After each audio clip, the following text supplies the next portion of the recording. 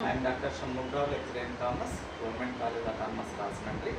Today we are discussing about the functions of human resource management. Based on the definitions of human resource management, the functions are broadly classified into the two types. One is managerial functions and another one is operative functions. These are common to all organizations. In addition to that, certain organizations may be having the additional functions, maybe. These are the general or the common functions. In this case, first thing is managerial function and second one is operative function. Managerial functions are classified into four. One is planning, second one is organizing, third one is directing and controlling. So, being a manager, part of the human resource manager also having the managerial skills or the managerial functions like these are the planning, organizing, directing and controlling. So, in this case, first we can be discussing about the first operative managerial function of planning. Planning is a predetermined course of action. Planning can be involved in the various activities. It is deciding the goals, setting the goals and objectives. We also be for achieving the goals and objectives, we can be preparing policies and programs for achieving the goals.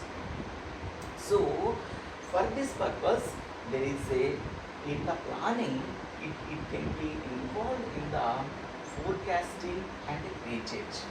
Forecasting means predetermined course of action in which they can be in anticipating the future, they can be identified.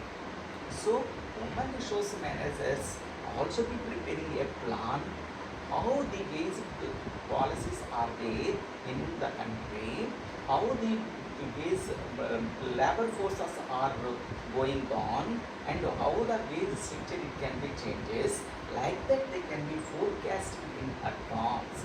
So planning is the one of the managerial function. Comes to the organizing. Organizing is allocation or allotment of the various functions to the various class of the people within the organization.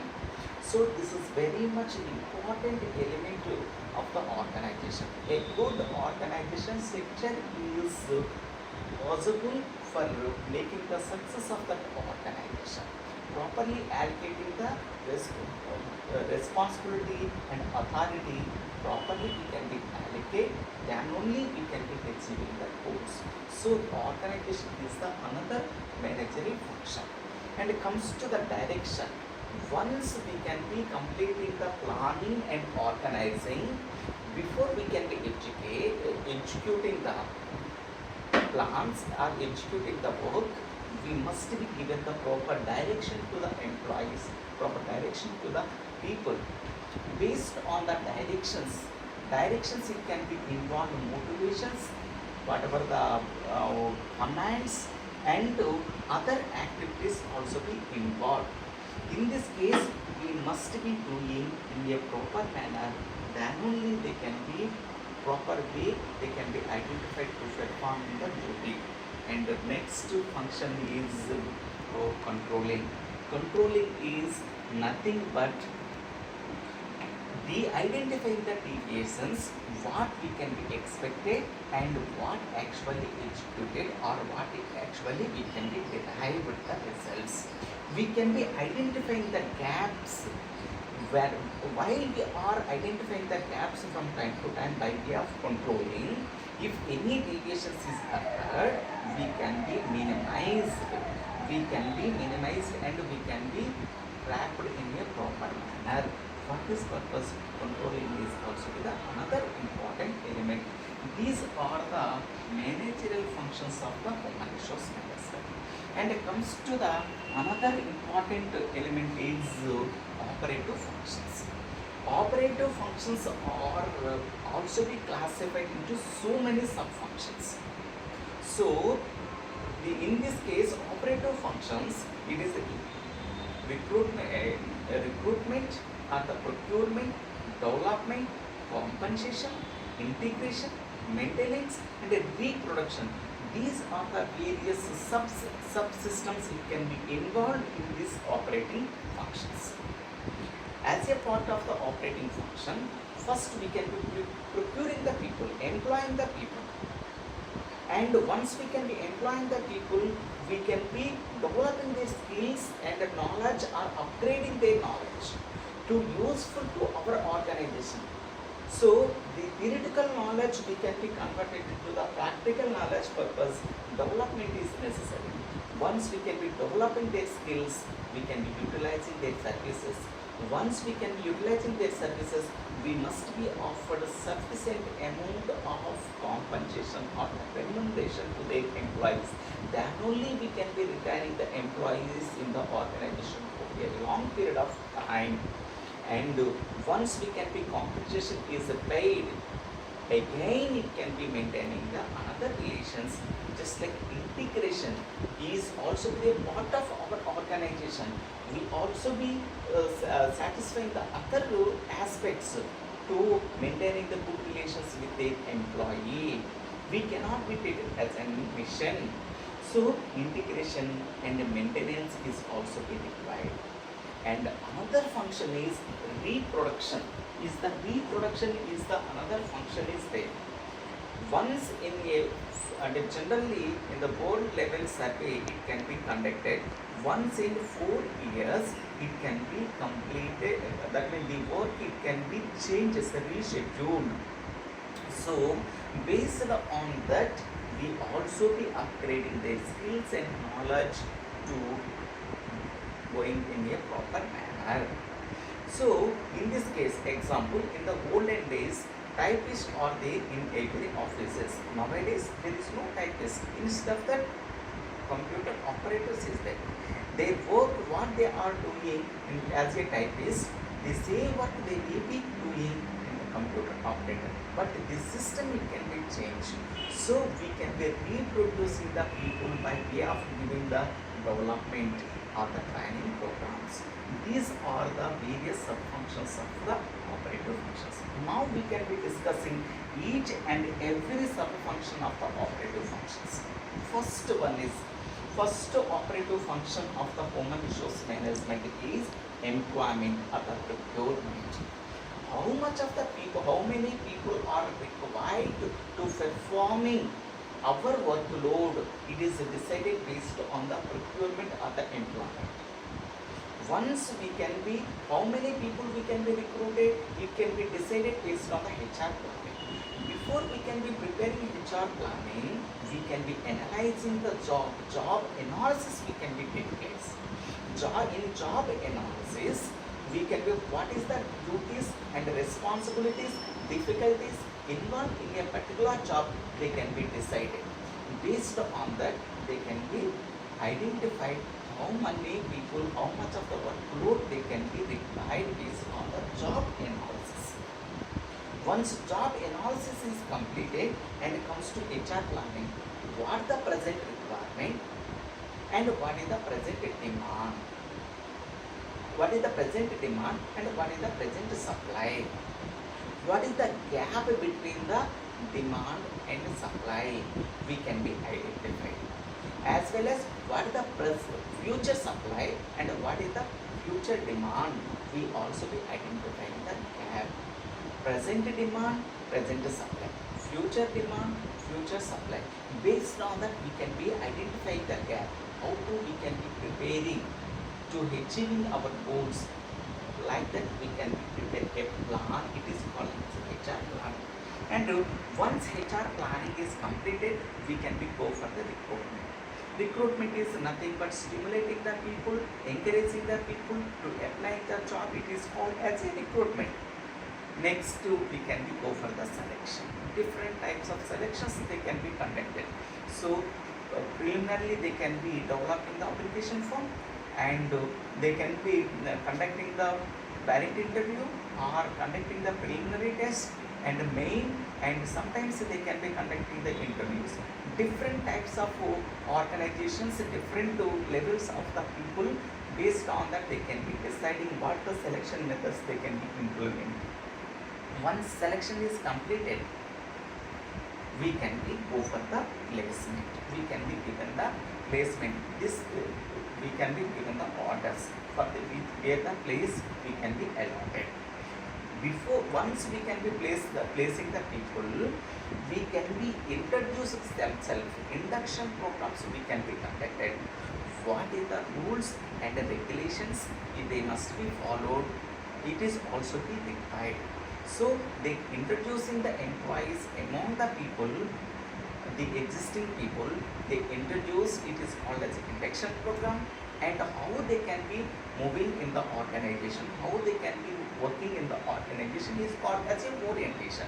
Induction and orientation programs we can be completed in this course. So these are the procurement or the employment sub-functions.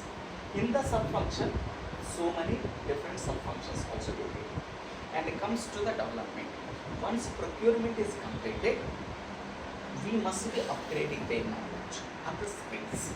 For upgrading their knowledge or the skills, first what the skills, knowledge they already have, we identify. For this purpose, generally they can be conducting the performance appraisal or the potential appraisal.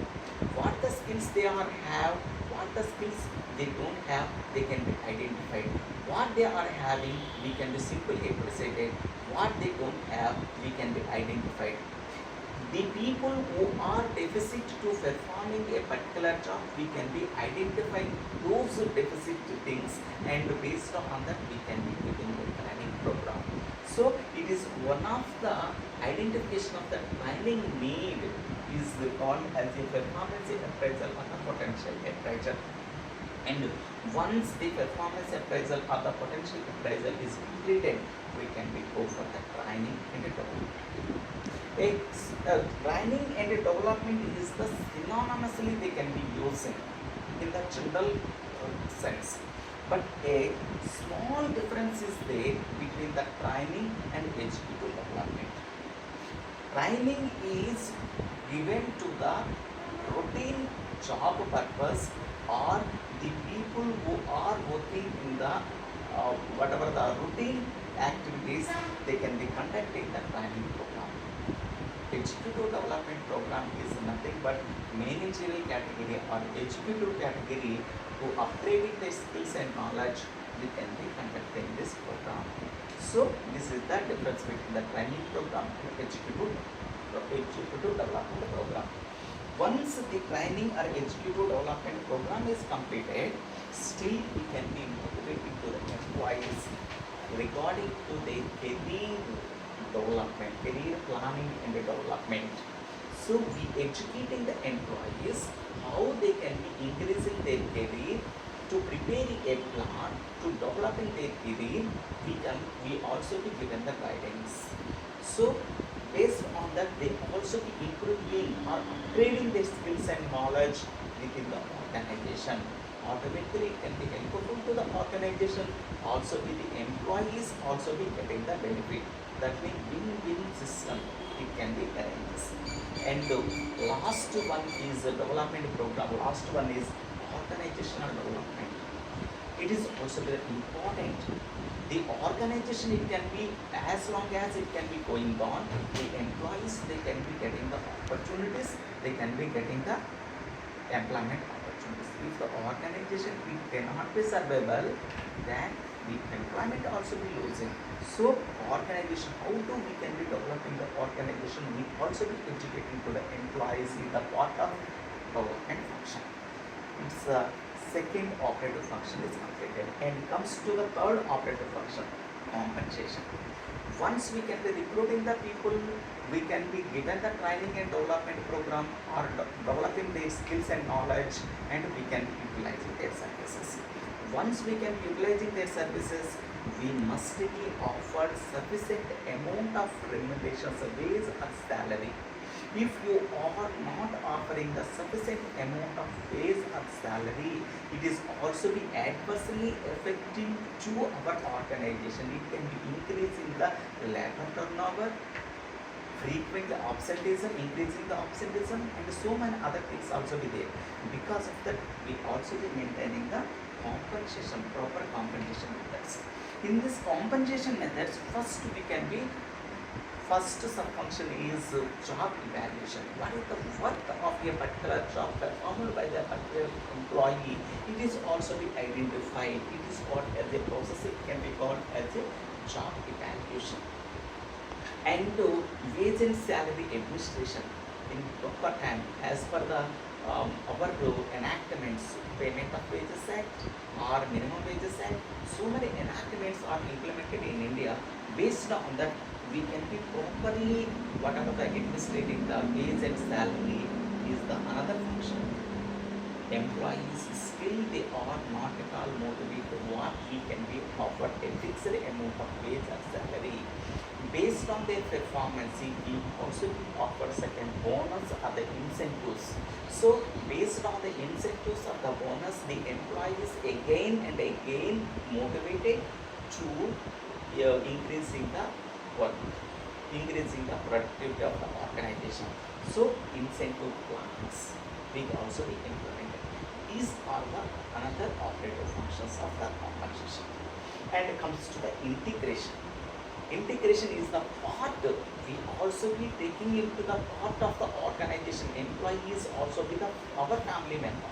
So for that purpose, we also be doing this another part of the integration activities. First one is job satisfaction. What they are doing the job, we also be satisfied them to performing within the working hours and outside of the working hours. Intrinsic and extrinsic, we also be satisfied. That is the job satisfaction is also being provided. And another one is grievance redressal. If there is any problems or the grievances arises, we can be redressal as early as possible. Proper mechanism we can be implemented, and collective bargaining system also be implemented to whatever the bargaining they raise or the salary with their management. It is also be collectively a collective bargaining. It is also be effectively useful to the workers. And the conflict management. Any conflicts or arises between the management and the workers, or the between the workers or the different groups of the employees, we also be managed. We also be solved as early as possible. It is called as a conflict management. And participation in management.